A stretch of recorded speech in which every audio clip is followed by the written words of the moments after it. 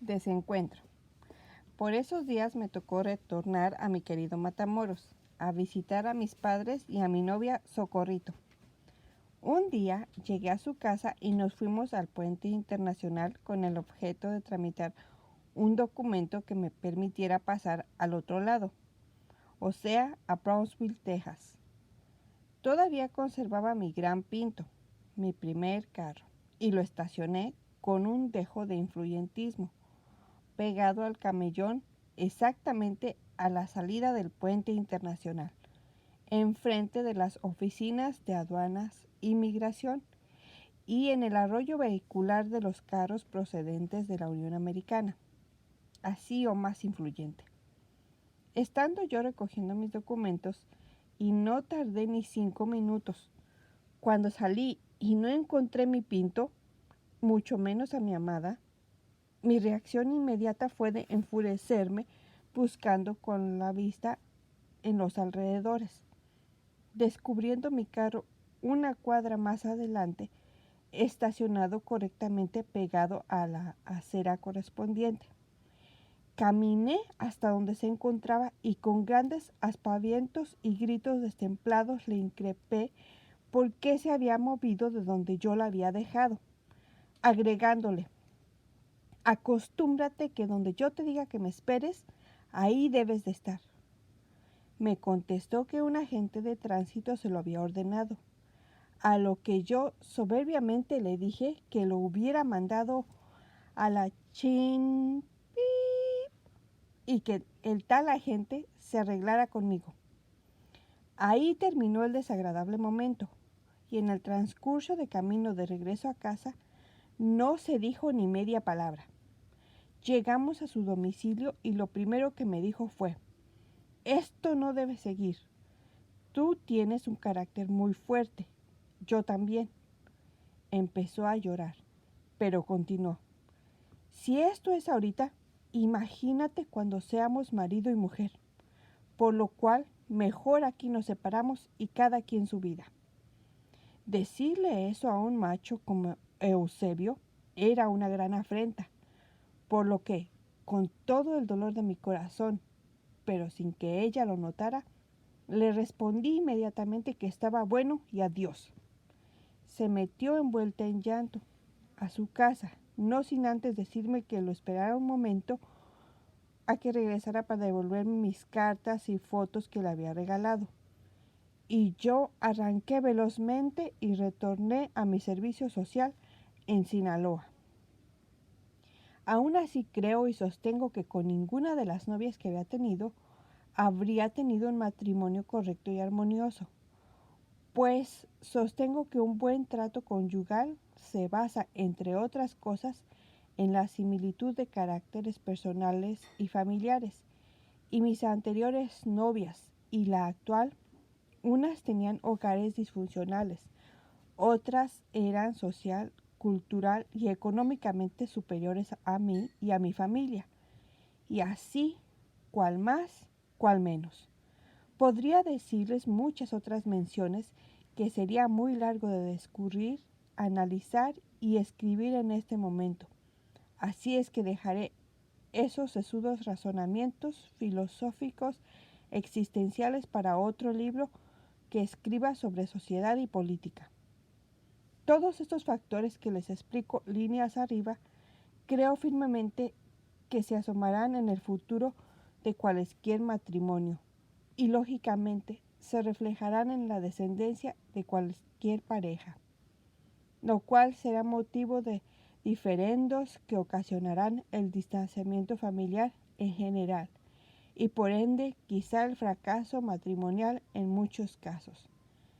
Dicen que un clavo saca a otro clavo, y con más ahínco procedí a cortejar a la hermosa mujer que había conocido en Mazatlán, sin imaginarme que se trataría de la que unos meses más adelante se convertiría en mi adorada esposa, María de la Trinidad Sosa Sánchez, nacida en Villa de Santo Domingo, San Luis Potosí, criada en una familia de origen campesino como yo, rodeada de 5 hermanos y 2 hermanas, con semejanzas a mis consanguíneos, y además de otras analogías que tengo en mi vida.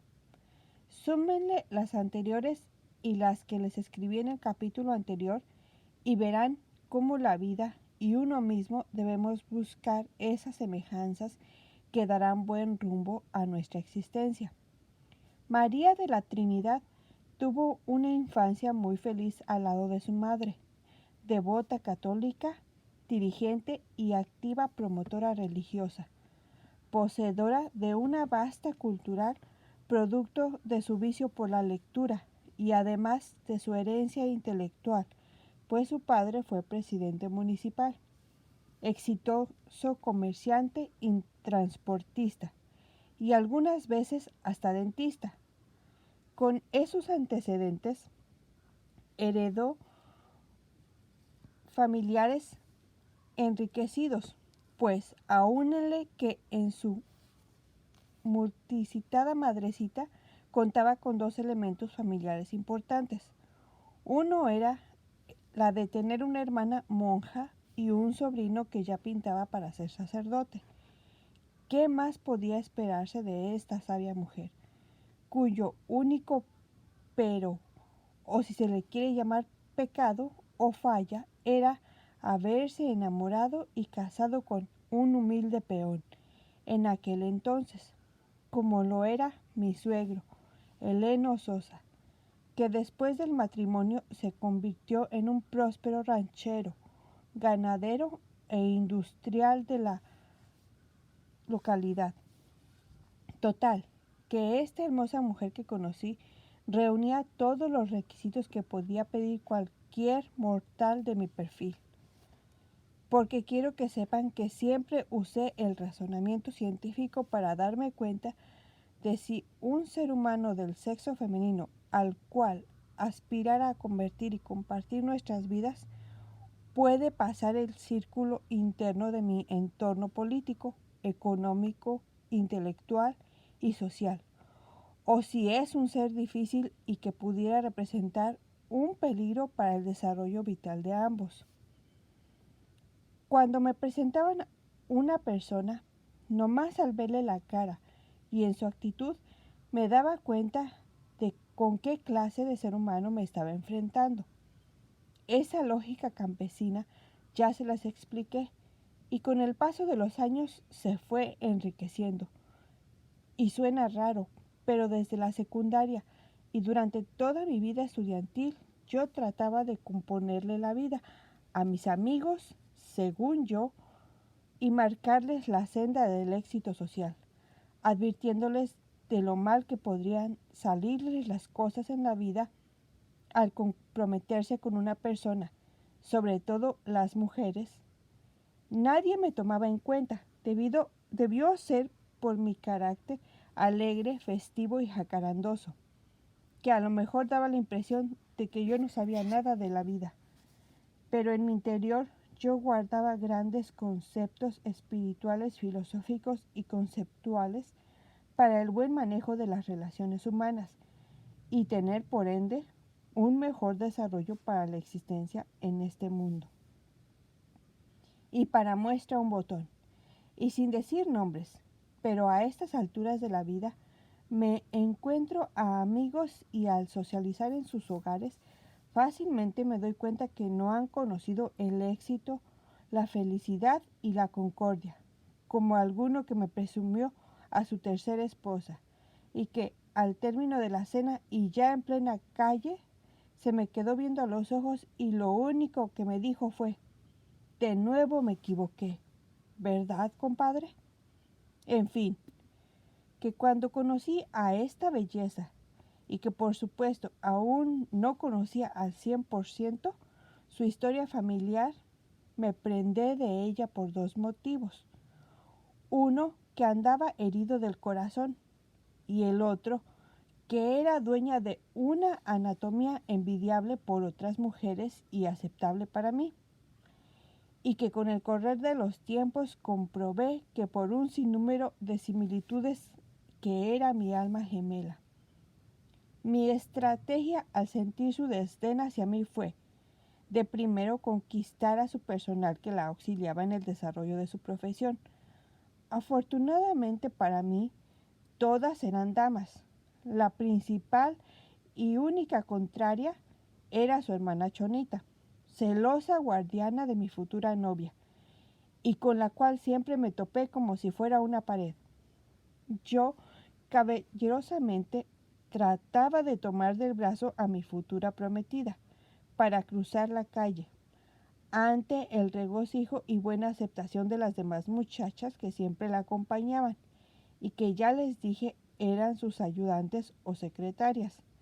Y en respuesta recibía de mi celosa futura cuñada un tirón de mi mano en forma brusca.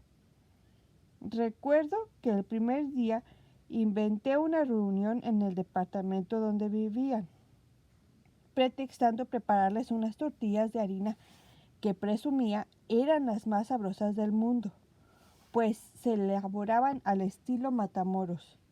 Debo de confesar que yo no tenía ni idea de cómo preparar tan suculento manjar. Nada más era bueno para comérmelas y distinguir las buenas de las malas. Y palotudas tortillas de harina.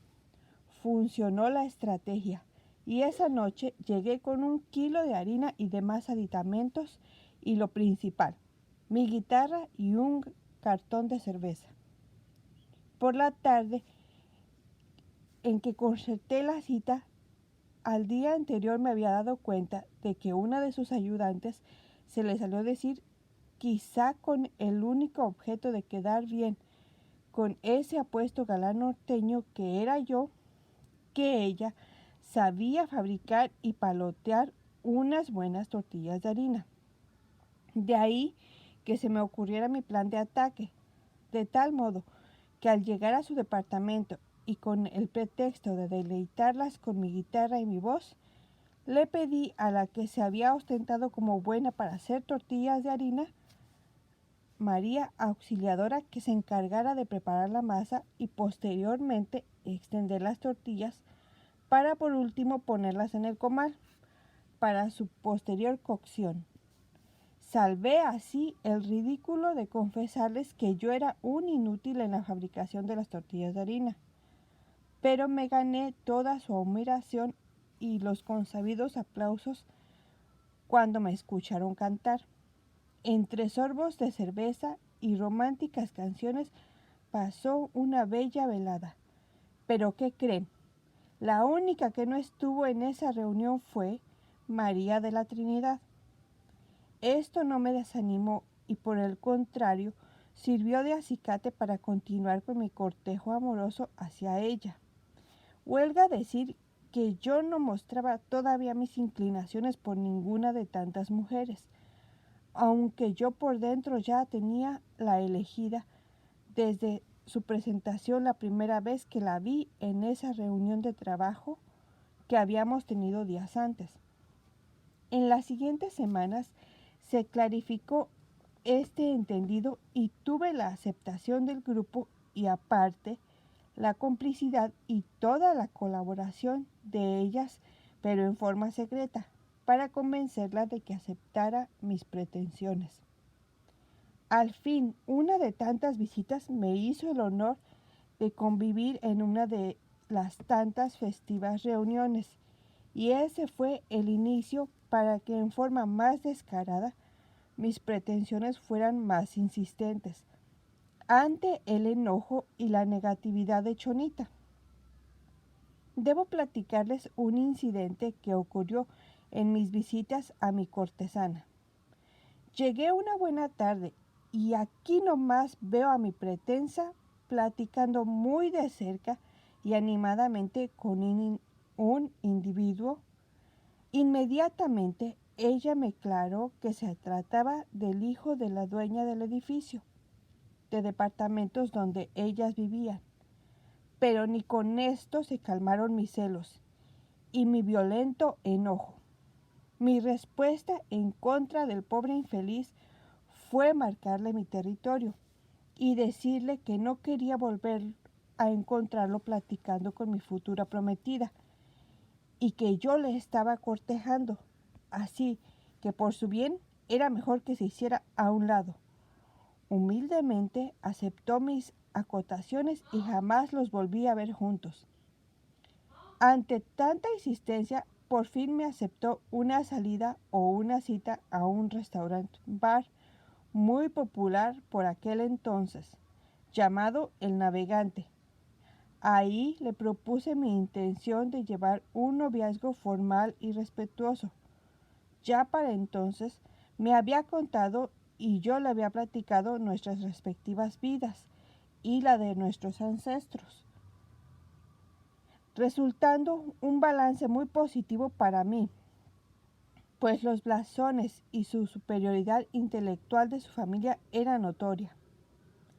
En ese momento, en la semioscuridad del bar, la cercanía corporal, sentí su mirada y su cuerpo que correspondía y se interesaba por mi persona, y audazmente le tomé la mano, lo cual para ese entonces era un movimiento muy atrevido, además de significar lo que hoy equivale casi a hacer el amor, o sea, a tener sexo libre. Trató de zafarse haciéndose la ofendida, pero yo intuí, con mi lógica, que la prenda ya había caído en la trampa, y por el contrario, cometí la osadía de rozar mis labios en sus mejillas.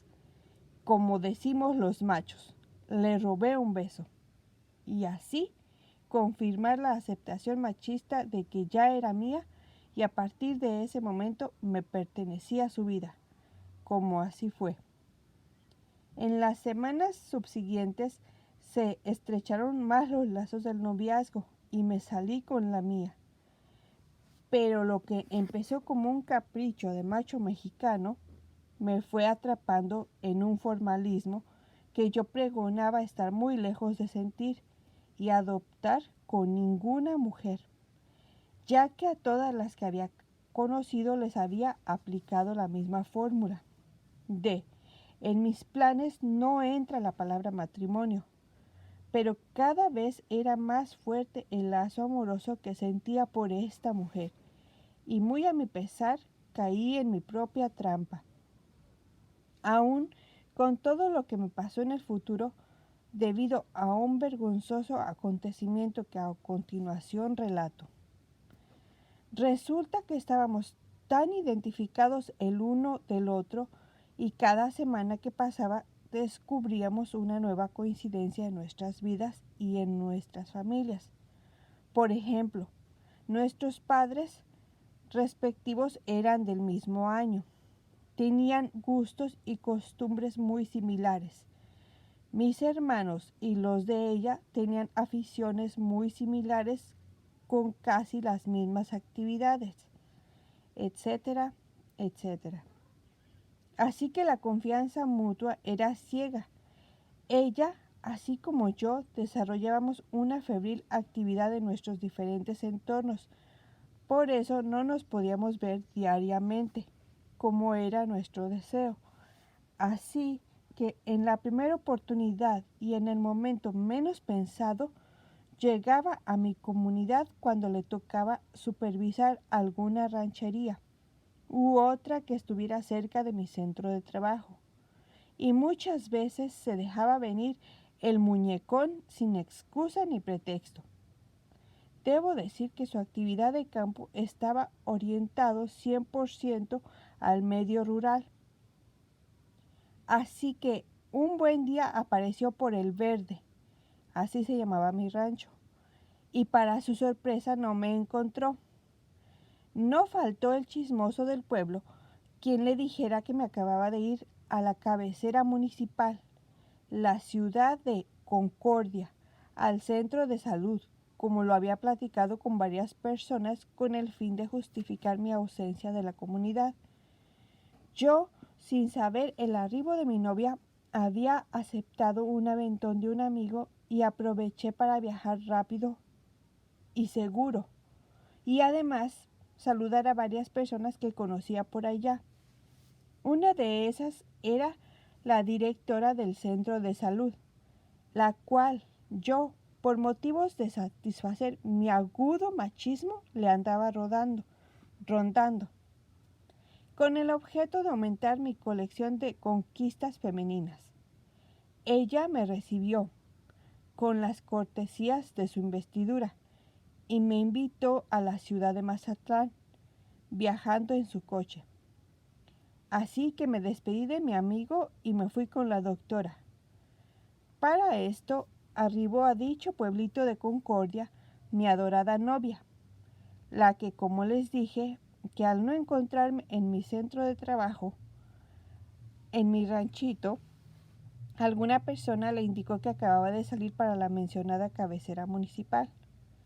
Se dirigió directamente al centro de salud, donde le dijeron que efectivamente había llegado un joven, guapo, que supuestamente era el pasante del pueblo vecino, pero que acababa de salir junto con la doctora, rumbo a Mazatlán, y que posiblemente nuestra intención era ir al cine, como ella se los había hecho saber.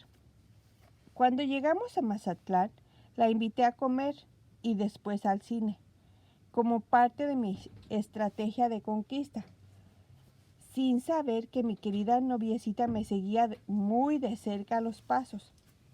A mitad de la función ya empezaba manotas, o sea, mi táctica de acercamiento hacia mi víctima, por lo que tenía puesto mi brazo por encima de su espalda. Cuando voy sintiendo que alguien atrás de nosotros me picaba con un dedo mi hombro, inmediatamente volteé. ¿Y cuál sería mi sorpresa?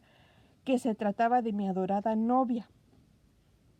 Tiré un respingo escandaloso y salí en pos de mi ofendida novia, a la que alcancé en la calle, y con gran trabajo logré explicarle la situación, diciéndole que se trataba de una confusión, que la persona que estaba sentada a mi lado era mi jefa médica y que solo era un acto de caballerosidad al haberla llevado al cine. Afortunadamente me creyó y todo continuó con normalidad. Uf, qué susto.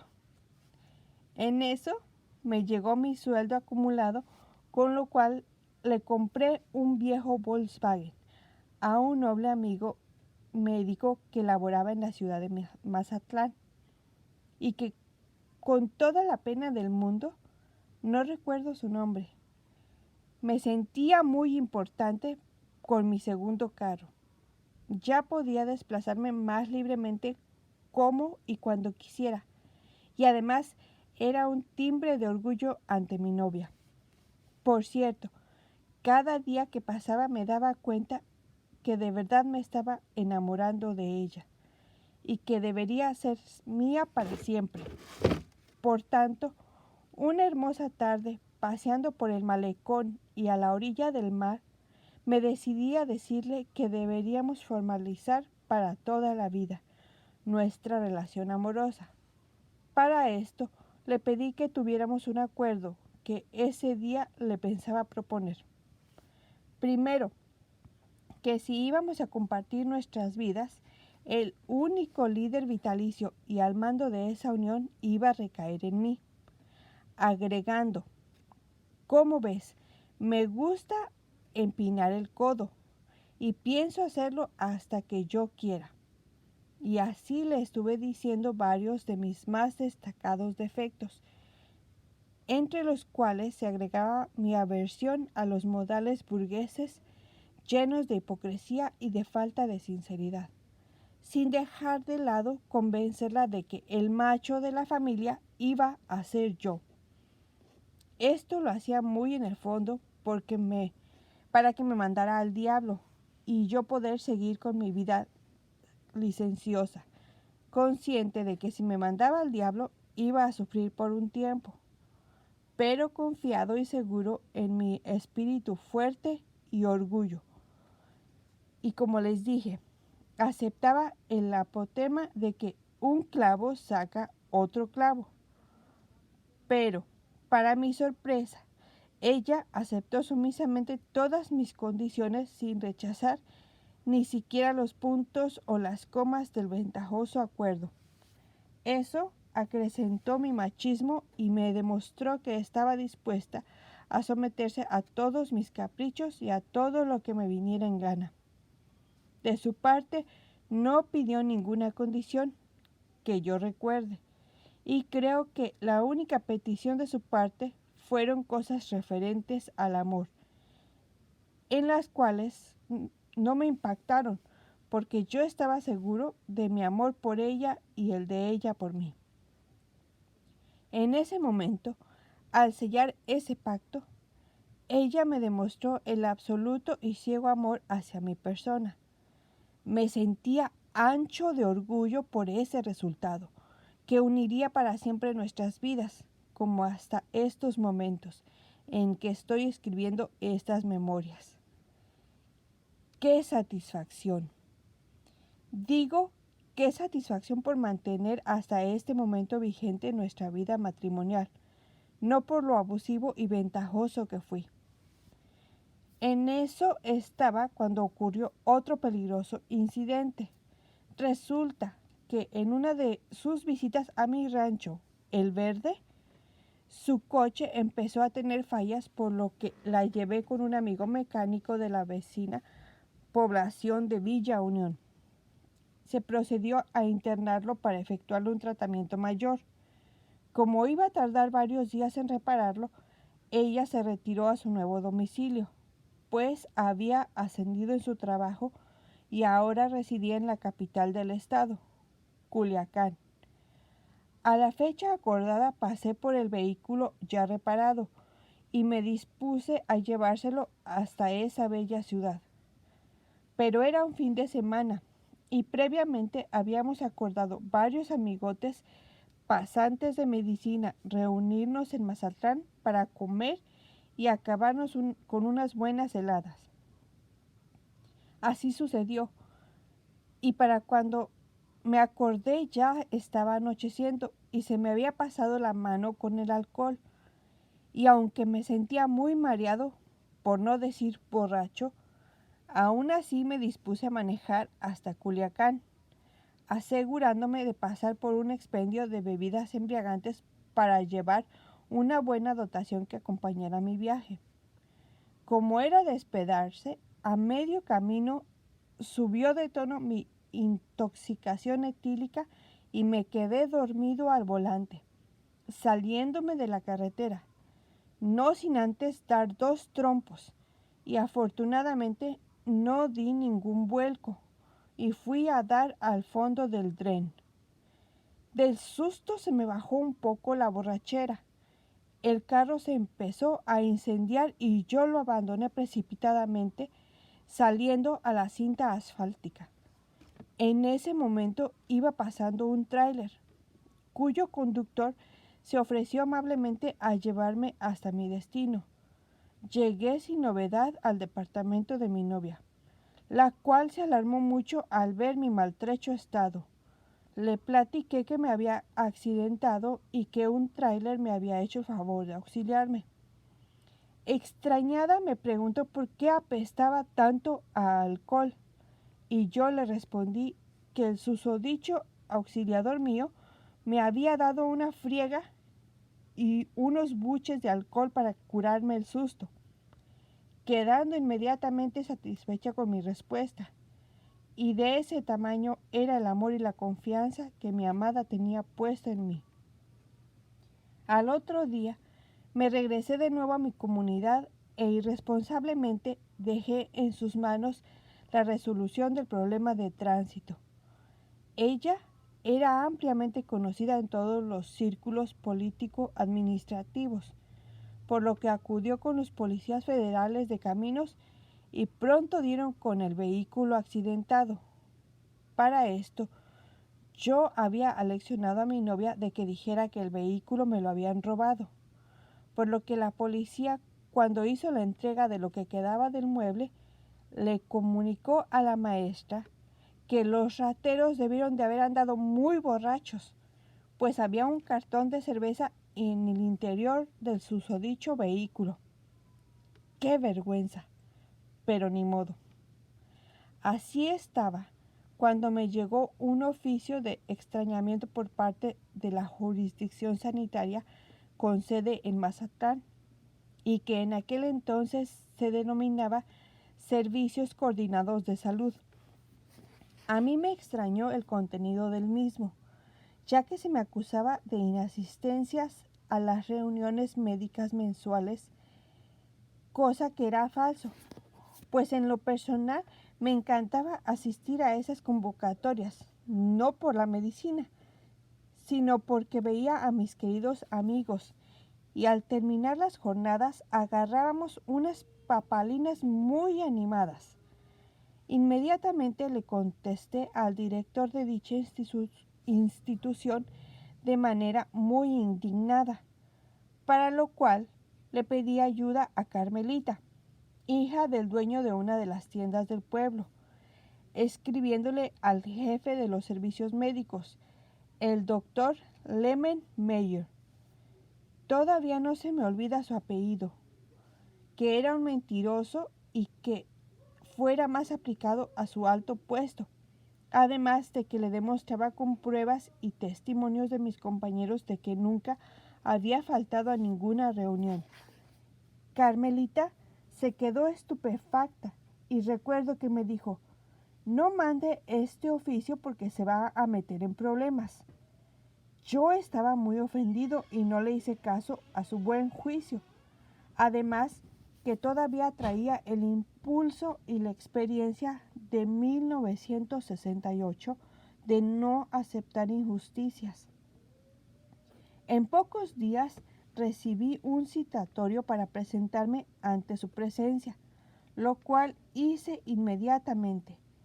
Al llegar, me recibió con una serie de insultos y hasta me retó a golpes, lo cual no respondí, y prudentemente mejor salí de su oficina, ya que en esos momentos no traía ánimos ni de pelear